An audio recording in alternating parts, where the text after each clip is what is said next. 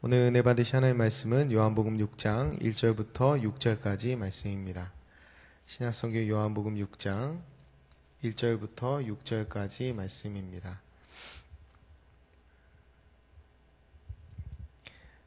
요한복음 6장 1절부터 6절까지 우리 하나님을 경외하는 마음으로 한 목소리로 함께 같이 읽겠습니다.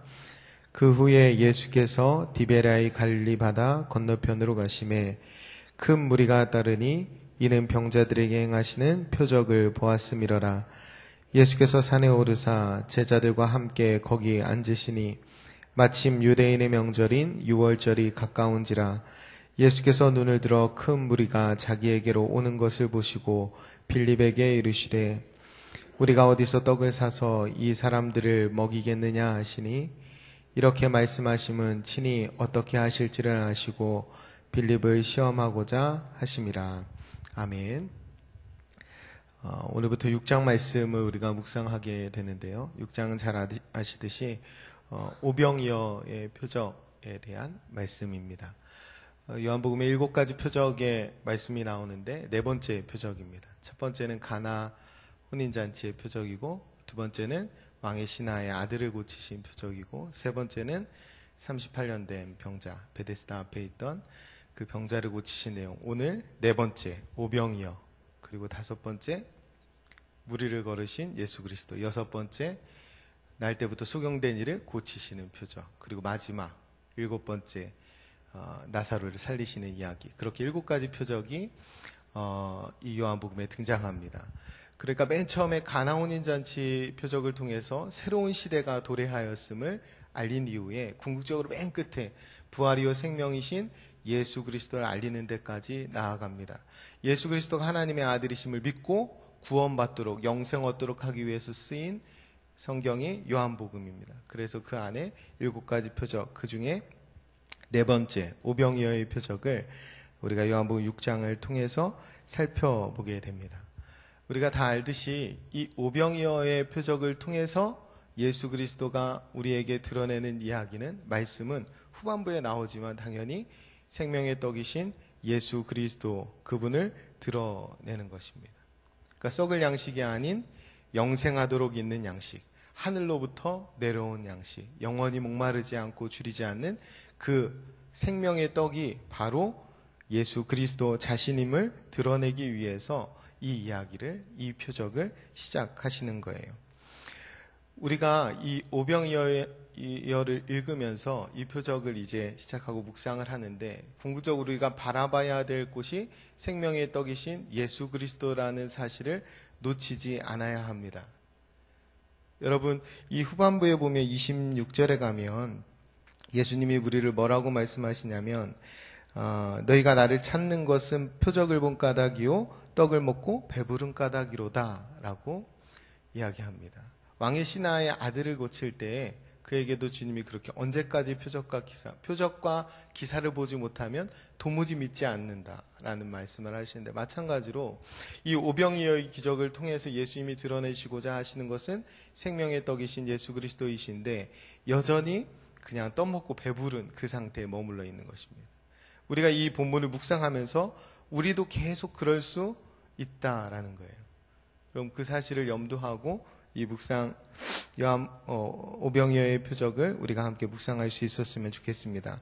4절에 보면 마침 유대인의 명절이 유월절이 가까운지라 라고 기록되어 있습니다. 유월절이 가까웠다는 거죠. 유월절이 성경에 3번 정도 예수님이 사역하시는 동안에 등장하는데, 첫 번째 유월절은 성전 정화 그 부분입니다. 그래서 예수님이 스스로 3일 만에 성전을 일으킨다는 말씀은 곧 예수님이 죽겠다라는 죽음을 암시하는 것인데, 그게 첫 번째 유월절이고, 두 번째 유월절이 이 오병이어의 이야기가 등장합니다. 세 번째 유월절은 당연히 예수 그리스도의 십자가 사건이 나타나는 때입니다. 다 죽음과 연결되어 있어요. 그래서 이 유월절에 굳이 오병이어, 생명의 떡, 스스로가 하늘로부터 내려온 영원한 양식임을 드러내는 이유는 예수 그리스도가 유월절 어린 양이심을 드러내기 위해서입니다. 그러니까 우리가 이 본문을 통해서 만나야 되는 것은 유월절 어린 양 예수 그리스도이십니다. 나를 잘 먹고 잘 살게 해주는 분이 아니라. 여러분, 예수님이라는 이름의 뜻이 뭡니까? 예수. 마태복음 1장 21절에 나와요. 예수, 자기 백성을 그들의 죄에서 구원할 자. 이것이 예수님의 이름입니다. 여러분, 요한복음에 이 요한이 여러 차례 세례 요한이 등장하면서 여러 차례 예수님에 대해서 증거하는 내용이 있어요. 그게 요한복음 1장 29절과 똑같은 내용인데 요한복음 1장 36절에 이렇게 이야기합니다. 보라, 세상 죄를 지고 가는 하나님의 어린 양이로다. 보라, 하나님의 어린 양이로다. 종합해 보면 예수님이 이 땅에 오신 목적이 그 이름과 또 그를 본 앞서 그의 길을 예비했던 세례 요한의 외침 가운데 우리가 잘 알 수 있는데, 그건 뭐냐면 자기 백성을 죄에서 구원하시는 분, 세상 죄를 감당하시기 위해 하나님의 어린 양으로 오신 분, 이렇게 우리가 알 수 있습니다. 그러니까 예수님이 이 땅에 오신 목적이 무엇입니까? 라고 물으면 당연히 죄의 문제를 해결하고 우리를 죄 가운데에서부터 구원하시기 위해 주님이 오신 것입니다. 여러분, 이 주님이 왜 오셨는지, 그리고 주님이 무엇을 하시는 분이신지를 놓치지 말아야 우리가 성경을 해석하면서 읽으면서 묵상하면서 엉뚱한 데로 가지 않을 수 있습니다. 예수님은 우리의 죄를 해결하기 위해 오셨고 우리에게 영원한 양식이 되어 주십니다. 그분 안에서 우리는 영원한 생명을 얻게 됩니다. 그분이 우리의 길이 되시고 진리가 되시고 생명이 되십니다. 여기에서 벗어나서 다른 예수 그리스도를 찾으면 안 된다라는 거예요. 오늘 말씀에서 그 후에라는 단어와 함께 시작합니다. 이 앞부분을 어제까지 우리가 묵상했는데 앞부분의 내용을 종합해 보면 이런 것입니다. 그 앞에 이제 38년대 병자의 이야기, 그리고 유대인을 책망하는 이야기들이 있는데 그 내용의 종합은 이런 거예요. 자기 죄를 깨닫고 회개하여 하나님의 아들이신 길이요 진리요 생명이신 예수 그리스도를 믿고 회개하고 그분 앞에 나오는 자에게는 영생이 있고 그렇지 않은 자에게는 심판이 있다. 이 말씀을 하시는 거예요. 그러니까 그분의 이름이 드러내는 대로 각자 죄에서 회개하고 예수 그리스도를 영접하면 죄의 문제를 해결함 받지만 그렇지 못하면 심판을 얻는다라는 내용의 말씀들을 어제까지 했어요. 그러니까 이 앞부분에 했다라는 거예요. 여러분, 그 후에라는 시간의 전환이라는 표현이 나오는데 실제로는 이 사이에 3년 정도의 시간 갭이 있습니다. 어쨌든 이 앞에 예수님이 많은 사역을 통해서 스스로 죄를 해결하러 오신 분, 그리고 그분을 믿으면 구원을 받고 그분을 믿지 않으면 심판을 받는다라고 말씀하신 이후의 이야기입니다. 그런데도 이 이후에 이 유대인들이 사실은 바로 앞선 내용을 보면 유대인을 책망하는 내용인데 유대인들이 전혀 변하지 않죠. 뿐만 아니라 무리들도 변하지 않습니다. 오늘 말씀에서 보면 2절에 큰 무리가 따랐는데 이는 병자들에게 행하시는 표적을 보았습니다. 큰 무리가 늘 예수 그리스도 주변에 그분이 치유와 기적을 행하실 때, 표적을 행하실 때 모여들었는데 실제로는 죄를 깨닫고 죄의 문제를 그분 앞에서 해결함 받기보다는 당장의 육신적인 문제만을 해결함 받기 위해 그분에게 모여들었다라는 거예요. 병자들에게 표적을 행하시는, 단순히 지금 필요한 것을 채우시는 그것 때문에 모여들었다라는 거죠. 우리가 매일 주님을 만나도 아무런 변화가 없다면, 우리가 매일 말씀을 묵상해도 아무런 변화가 없다면 우리가 예수 그리스도를 아직 말씀 가운데 제대로 만나고 있지 못한 것입니다. 우리가 여전히 우리의 죄를 해결하시고 우리를 자녀 삼아주시며 하나님 나라 가운데 살게 하시는, 그래서 그 풍성한 가운데 살게 하시는 그 주님을 제대로 만나지 못했다라는 거예요. 우리가 하나님의 나라 가운데 살아가는 하나님의 백성이 아니라 여전히 세상 가운데 살아가는, 오늘 본문의 이야기가 어디에서 시작되냐면 예수께서 디베랴 갈릴리 바다 건너편으로 가시면서 시작됩니다. 여러분, 여기서 갈릴리 바다라고만 해도 되는데 디베랴의 갈릴리 바다라고 표현합니다. 실제로 이 당시 1세기에 여기를 디베랴 바다라고 명하진 않았습니다. 그게 흔하진 그러니까 모두가 통용되는 말은 아니었어요. 그런데도 불구하고 디베랴 바다라고 한 이유는 디베랴는 로마의 황제 티베리우스의 이름을 딴 것입니다. 그러니까 이 이야기가 황제의 바다 가운데 일어나고 있는 이야기예요. 예수님은 우리에게 하나님의 나라를 가져오시고 그 나라 가운데 사는 풍성함, 그 생명을 이야기하기 위해서 오병이어의 이 말씀을 시작하시는데, 우리는 여전히 생명의 바다, 하나님의 나라 가운데 있지 않고 황제의 바다 가운데 있다라는 거예요. 그래서 예수님 만나서 더 잘 먹고 잘 살아야지 라는 생각만 하고 이 본문을 대하기가 쉽다라는 거예요. 그러면 매일 묵상을 해도, 매일 주님을 찾아도 우리의 변화가 없는 것입니다. 우리가 길이요 진리요 생명 되시는 예수 그리스도를 따라야 하고, 유월절 어린 양 되시는 예수 그리스도를 매일 만나야 합니다. 그래야 우리의 삶도 변화될 뿐만 아니라 우리가 누군가의 삶을, 또 누군가를 예수 그리스도에게로 인도하는 데까지 그러한 삶을 살아갈 수 있는 것입니다. 5절 6절에 보면 이렇게 되어 있습니다. 예수께서 눈을 들어 큰 무리가 자기에게로 오는 것을 보시고 빌립에게 이르시되 우리가 어디서 떡을 사서 이 사람들을 먹이겠느냐 하시니, 이렇게 말씀하시면 친히 어떻게 하실지를 아시고 빌립을 시험하고자 하심이라. 여기서 친히 어떻게 하실지를 아시고라는 것은 빌립을 알았다는 말이 아니라 주님이 어떻게 하실지를 알았다라는 거예요. 주님이 앞으로 어떻게 하실 것을 이미 다 알고 계획하고 있으셨음에도 불구하고 빌립을 시험하려고 물어보셨어요. 여러분, 왜 물어보셨을까요? 다 계획이 있고, 빌립의 믿음이 어떠한지도 이미 주님이 알고 계실 텐데, 빌립을 한번 골탕 한번 먹여보려고 시험을 하신 걸까요? 예수님은 지금 빌립이 스스로 어떠한 수준에 있는지, 어떠한 영적 상태에 있는지, 믿음이 어느 정도인지 스스로가 자각할 수 있는 기회를 주시는 것입니다. 어쩌면 이 오병이어의 본문 말씀을 여러분 여러 차례 만나시고 우리가 오늘 또 만났는데, 이 말씀을 통해서 하나님이 우리를 시험하실 것입니다. 우리가 어느 수준에 있는지, 우리가 예수님이 누구인지 제대로 알고 있는지, 그분에 대한 제대로 된 지식을 가지고 있는지, 그리고 예수님의 마음을 헤아리고 있는지, 오늘 삶 가운데 예수님의 계획을 신뢰하고 있는지, 또 예수님의 능력을 신뢰하며 살고 있는지, 우리 각자의 그 믿음의 분량을 우리 스스로가 다시 한번 깨닫고 하나님 앞에 바로 설 수 있는 그 기회를 이 오병이어의 말씀을 통해서 주신다라고 믿습니다. 여기에서 예수님이 눈을 들어서 큰 무리가 오는 것을 보시고 그 다음에 빌립에게 물으시는 거예요. 그래서 눈을 들어라는 표현이 실제로 그 사마리아 여인을 만난 다음에도 이 표현이 있어요. 눈을 들어. 기억나세요?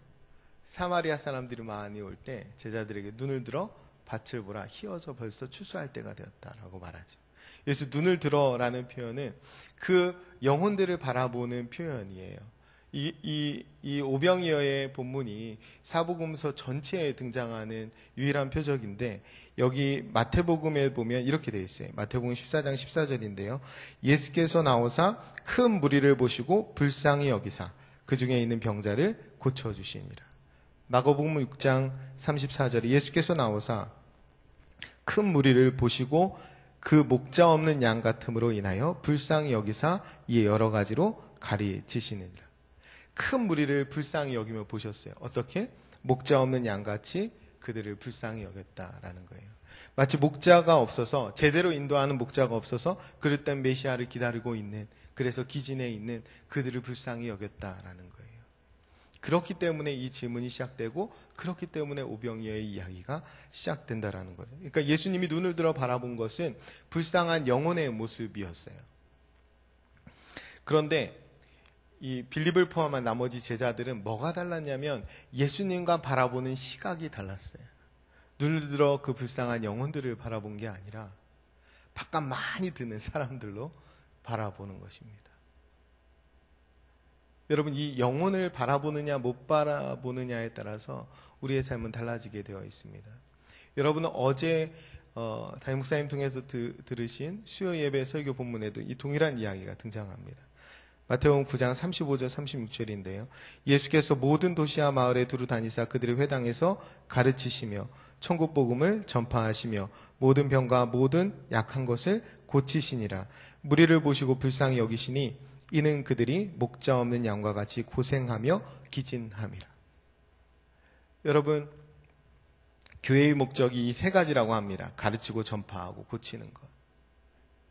여러분, 성도의 목적이 가르치고 전파하고 고치는 것입니다. 우리가 어제 그 설교를 들었어요.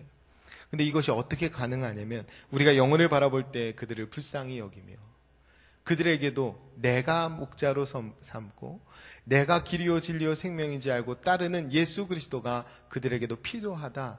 그 시각으로 바라볼 때 우리가 이 일들을 할 수 있는 것입니다. 뒤집어서 말씀드리면 우리가 이 오병이어의 이 이야기를 묵상하기 시작할 때 제일 먼저 우리에게 있어야 되는 것은 영혼을 사랑하는 마음입니다. 우리의 마음이 영혼을 향해 있지 않고 여전히 육신을 향해 있으면 이 이야기는 나를 배부르게 하시는 주님밖에는 안 됩니다. 그런데 우리의 마음이 영혼을 향해 있으면 이 오병이어 표적의 이야기는 우리에게 영원한 생명을 주시는, 영생을 주시는 유월절 어린 양 예수 그리스도에 대한 이야기가 됩니다. 여러분, 이 오병이어의 이야기를 통해서 우리 각자의 서 있는 자리, 그리고 내가 가지고 있는 예수님에 대한 지식, 그리고 내가 생각하는 예수님의 계획, 또 내가 어느 정도 그분의 능력을 신뢰하는지 여러 가지 삶의 모습들을 점검하면서 다시 한번 육의 일이 아니라 영의 일에 우리의 마음을 두는 그런 은혜가 있었으면 좋겠습니다. 기도하겠습니다. 거룩하고 존귀하신 아버지 하나님, 오늘부터 오병이어 묵상을 시작합니다. 이 말씀의 결론이 생명의 떡이신 예수 그리스도까지 나아가야 함을 잊지 않고 깊이 묵상하는 저희들 되게 도와주옵소서. 저희가 무지하여 영적인 일에는 도통 관심이 없었던 큰 무리들과 같지 않게 하시고 묵상하는 중에 은혜를 더하여 주옵소서. 주님께서 오병이어를 통해 유월절 어린 양 예수 그리스도를 말씀하고 싶으심에도 여전히 표적과 떡에만 먼저 눈이 가는 것이 저희의 본성이요 또 수준임을 고백드립니다.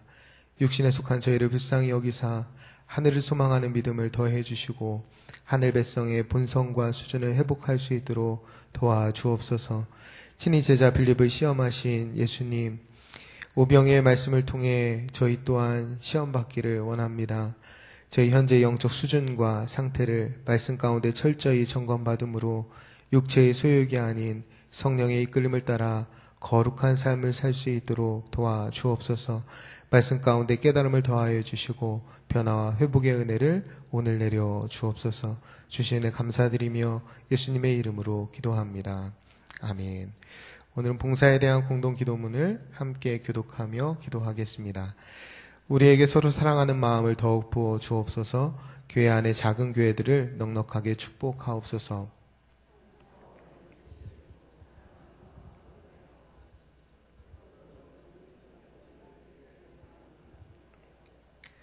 사회 약자를 끌어안는 신앙적 어머니 공동체, 소외된 계층을 돌아보는 사회적 희망의 공동체, 올바른 가치를 살아내는 정신적 공의의 공동체이게 하옵소서.